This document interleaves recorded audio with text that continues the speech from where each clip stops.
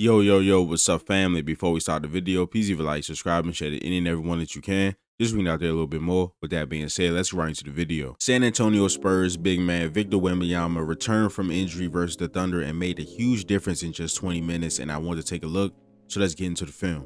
Alright, how y'all doing? I hope y'all doing good. If you're new here, welcome. If you're not, make sure you take your shoes off before you come in the house. And Victor Wembanyama came back at the right time against the 24-1 Oklahoma City Thunders in the semifinals of the Emirates NBA Cup. He dropped 22 points, 9 rebounds, 2 assists, 2 blocks in just 20 minutes, and he was a plus 21. Now, plus minus advanced stats, they are not the end all be all. If I'm going to use a stat like plus minus, I got to make sure that I can prove why this guy was a plus, or I can prove why this guy was a minus.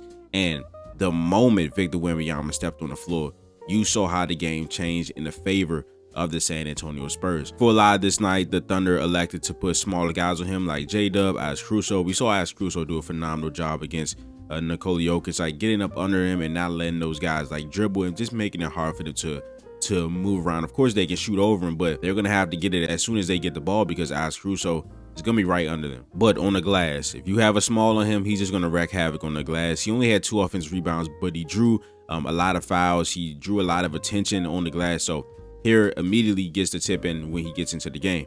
Then something on defense that I like is that the Spurs just allow him to be in the corner so he can help on the rim attempts a lot easier. Unless he's like directly involved in the pick and rolls, then he has to show the agility that makes him an alien at 7'4". But you will see a lot of times in this game, no matter what's happening, he's going to point for guys to go up top so he can be in the corner and he can help. But what this also does is that it gets him closer to the rebound, right? And he's just so talented. He's such a great offensive player that he can grab the board at 7'4" and he can go, right? And that just ups the pace for the Spurs. They have these quick guards, the Slash brothers, Taylor Harper, again on the offensive glass, getting the rebound and getting the pass out to Harper for the 3. All right, so again, being able to push after the defensive rebound is just so key. There's no lag time in your offense when you don't have to get the ball to the guard. So he brings it up, floats right into a pick and roll with Taylor Harper. And again, he didn't get this offensive rebound, but there are 3 people in the paint boxing out 1 man. Harrison Barnes does not even crash, but because there's 3 people and he still gets a hand on the ball just falls right to Harrison Barnes and he gets fouled. All right, so here OKC runs a pick and roll. You're going to see Victor. He's going to point to Dylan Harper and tell him to stay up. So again, he can stay closer to the basket. That does not happen. So now he's in help position, right? And look at this. He can passing lane defense is going to be easy for him because at 7'4" with an 8-foot wingspan, but he did have 5 turnovers in this game. It's something that's always going to be a problem for him at 7'4", being a guy that likes to dribble. Is smaller players have a easier path to taking the ball from him because he's just going to be so high up dribbling that guys can just go right under him and take the ball. That's always going to be a thing. If he can get that, like there was times in this game where like he was dribbling, you know, OKC's a great defensive team. Their guys swarm to the ball. And when he's dribbling, it's kind of hard for him to stop on the dime to avoid help and avoid getting the ball stolen just because he's so tall. So even with how good he is, he still has room to grow. And I talked about his plus minus, right? But it was just so crazy to see the scores when he came to the game versus when he came out. So his first action, of course, was the beginning of the second quarter. They were down 31-20. When his stint ended, they were down 33-29. So they made up some ground, right? In this stint right here in the second quarter, when he came in, it was 47-31. This is where this 24-1 OKC team usually kills teams, right? That 16-point lead usually turns into 30 at halftime.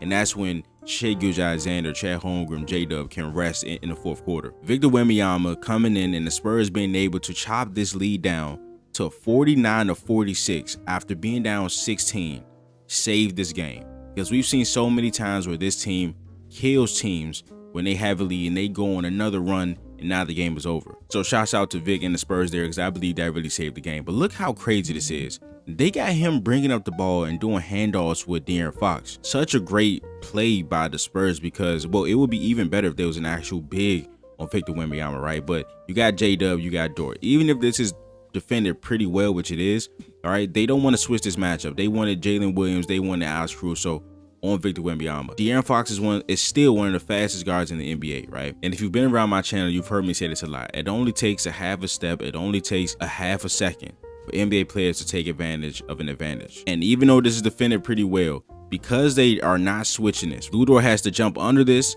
and you see all of his momentum is taking him this way. Fox sees that, crosses over right there. Good help by Hartenstein, but he does get fouled because he got into the paint. And this is just an insane play. So again, you see him in the corner. Harrison Barnes takes the guy that's higher, right? Taylor Harper plays good defense. We got J-Dub driving, right? He jumps to the J. Will shot, right? He jumps up. He misses the ball. Isaiah Hartenstein, after Victor just jumped, he's on the ground. Isaiah Hartenstein is up. He's off his feet. This is another 7-footer, by the way. He just jumped. He's on the ground. Isaiah Hartenstein is in the air. He pogo sticks right back to bat the ball, and the Spurs get a transition bucket. And when you couple all the little things he does, and then he's able to do this, it really gets crazy. I really liked in this game, like as the game progressed, how like they had him catching the ball closer to the rim. I think a part of his dominance, even when he was so good last year, I think a part of his ascension as a player, and we see this with a guy like Alex R too, their average shot distance, like in feet, has dropped a lot. Like they're using their size, they're dominating more inside. So here against J-Dub, this isn't one of those plays, but this is just to show his gravity, right? So he catches it in a cool area, but like down the stretch, he was catching at the free throw line, and he can just do whatever you want, right? But before he even gets the ball, you see Chet Holmgren was just like, yeah, I'm not going to really check anybody. I'm just going to tilt the floor on him. And he's tiptoeing the 2.9 rule. But then, like, the Thunder are just really conceding this 3-on-2 here with Fox, Vassell, and Harrison Barnes against Shea and Cason Wallace. Now, Cason Wallace is one of the best cover 2 defenders that I've seen in the NBA right now. He's able to use his instincts and, like, play free safety in his way, but I just wanted to show you this play to show like how much gravity he has. We saw it on the boards when 3 guys were boxing him out. We saw it on defense. Now we see it on offense where he's opening up opportunities for his teammate, fires his pass right there to Vassell, and he gets fouled. All right, so here he's on the wing defending Alex Caruso. He's communicating. Caruso and J-Dub are going to exchange, and he's going to point to Stephon Castle and tell him to get up so he can be closer to the rim and be in the corner. Of course, this is for rim protection, but it's also for defensive rebounding and them having no lag time in the offense. He's able to make plays for himself. He can grab the defensive rebound and go coast to coast or go for himself, or he can make the lead pass and have these guards fly in transition as they do here. Fox leaves it for Castle with a great finish. All right, so you're going to see his gravity once again. He's going to catch the ball against Jalen Williams. He's going to try to drive, and Cason Wallace just completely takes away that driving lane there, but he just accepts the help, right? Give it to Devin Vassell, who's a great shooter. That's too much space. He knocks it down. And this is what makes somebody a unicorn / alien. We, of course, like, we know you can rebound. We know you can block shots. We know the big man got skills. But what makes somebody a unicorn or alien to me is how will you move at your size, right? So agility, right? If you 7'4", what's your change of direction like? How can you move sliding your feet? This guy just has it all, man. Offensive bag, dribbling, sham guys, but defense, sliding his feet. This is the matchup we wanted to see. Completely stone Chet Holmgren. And I talked about him getting the ball closer to the basket, especially against smaller guys. Here, they just get the ball to him at the free throw line. He's able to rise up over J-Dub. All right, so it looks like he's going to set a flex screen for Stephon Castle, right? But then it turns into a screener play, which is a great design by the Spurs, where he ends up being a screener for Victor Wembanyama and screening Jalen Williams, right? But you see, again, the gravity of Victor, right? As that's happening, Cason Wallace is on De'Aaron Fox. He sees what's happening, right? He's a great defender. He has great instincts, right? He sees that, and he just tries to stay right there so Victor can't get an easy post touch, right? But that's leaving De'Aaron Fox wide open. Now that there's 3 men on 2 guys here. Well, there's really 3 on Victor, which leaves De'Aaron Fox wide open. Good pass by Harrison Barnes. Good shot by De'Aaron Fox. All right, so Fox hits that shot, right? They get back on defense. This is the perfect example of like him telling guys to be up, and this is what this does, right? So again, he's telling Castle to get up so he can be closer to the rim. And as J-Dub drives, he's going to deter the rim attempt there, pass out to the corner, but the Spurs do a great job of rotating, and he just takes whoever the lowest man is, right? So now he's chatting Cason Wallace. Good defense by Steph Castle, good help by Champagnie, and a great play by De'Aaron Fox. They get the ball, right? So they come up the court, and Victor's going to get early post-up position here against Cason Wallace. Cason almost gets a steal there. Chat ends up coming over, gets bumped, and he just hits a fadeaway falling down. And if you're going to have a smaller guy on him while he's near the rim on block plays, which is just baseline out of bounds. We saw this against Draymond. The refs didn't count it, right? But if he's going to be the closest to the rim and you don't have a big on him, like even if there is a big on him, you got a 6'10", 7-foot big on him, he might still dunk on him too. But if you got a small on him, this is just too much easy money. All right, so he shows the agility again. He's directly in the pick row, so he can't be in the corner. Chet goes to screen.